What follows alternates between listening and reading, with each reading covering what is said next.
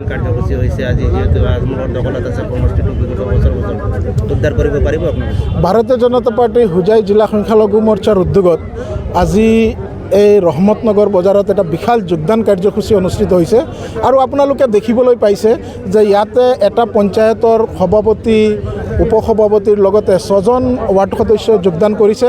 তাৰ লগতে 3200 মানুহে আজি সংখ্যালঘু মানুহে আজি ভাৰতীয় জনতা পাৰ্টিৰ নীতি আদৰ্শৰ প্ৰতি আকৃষ্ট হৈ পেলাই যোগদান কৰিছে। এইটো 2026 চনৰ কাৰণে এটা মানে ভাল লক্ষণ যে বিন্নাকান্দি সমষ্টিত এইবাৰ ভাৰতীয় জনতা পাৰ্টিৰ প্ৰাৰ্থী যে জয়ী হ'ব সেইটো নিশ্চিত। সমষ্টিৰ ভিতৰৰ পৰা প্ৰাৰ্থী দিয়া হ'ব নে বাহিৰে? ভাৰতীয় জনতা পাৰ্টিৰ প্ৰাৰ্থী কেন্দ্ৰিক কোনো সংঘাত নাই।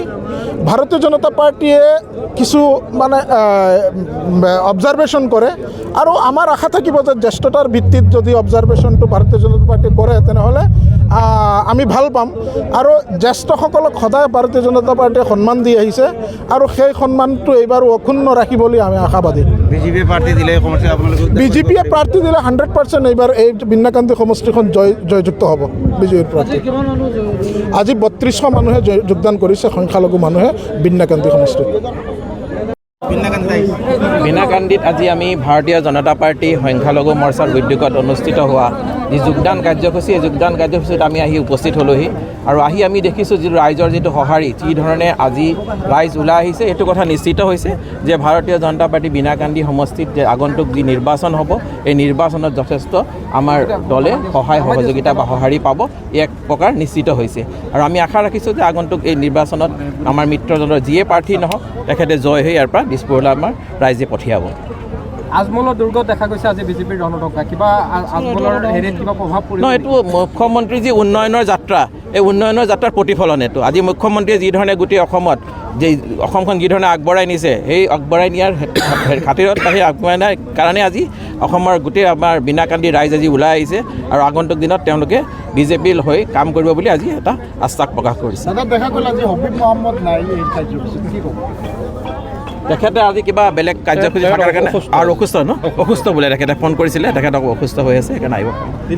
জিলা সভাপতিও অহাৰ কথা আছিল। জিলা সভাপতি আজি আমাৰ এটা প্ৰক্ৰিয়া চলি আছে, নিৰ্বাচনৰ প্ৰক্ৰিয়া, সেই প্ৰক্ৰিয়াত তেখেতে তাতে উপস্থিত আছে, সেইকাৰণে তেখেতে আহিব পাৰে নোৱাৰিলে। ধন্যবাদ।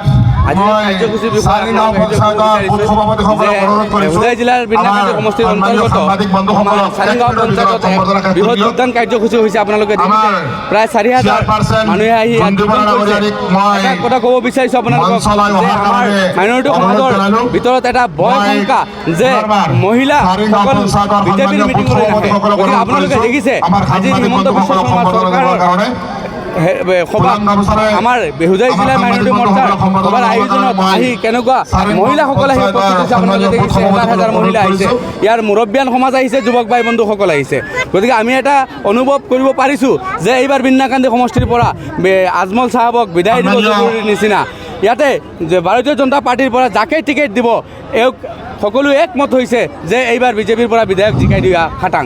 আপুনি এগৰাকী কংগ্ৰেছৰ সক্ৰিয় নহয়, মই কংগ্ৰেছৰ কোনো সক্ৰিয় কৰ্মী নহয়, মই বিজেপিৰে বহুত পুৰণা মই বিজেপি কৰ্মী, কিন্তু নিজৰ ব্যক্তিগত কিছু কামৰ কাৰণে মই সক্ৰিয়ভাৱে কেইদিনমান নাছিলোঁ, কিন্তু মই বহুত পুৰণি এজন 2014 চনৰ পৰা মই বিজেপি কৰি আছোঁ। বিলাল আহমেদৰ লগত মই যেতিয়া MLA খেলিছিলোঁ 2018 চনত পঞ্চায়ত যেতিয়া নিৰ্বাচন হৈছিলে, সেই সময়ত মোৰ ভাইটিক মই জিলা পৰিষদত অৱতীৰ্ণ কৰিছিলোঁ আৰু এই অঞ্চলত বিজেপিক যদি প্ৰভাৱ বিস্তাৰ কৰিছিলোঁ মই এজন আছিলোঁ, মামুন ৰচিদ আছিলোঁ। আপুনি আমচুৰ লগত মই জড়িত নহয়। আগত মই আমচুক কেইদিনমান কৰিছিলোঁ, কিন্তু মই পদত্যাগ দিলোঁ বহুত আগত। মই আমচুৰ লগত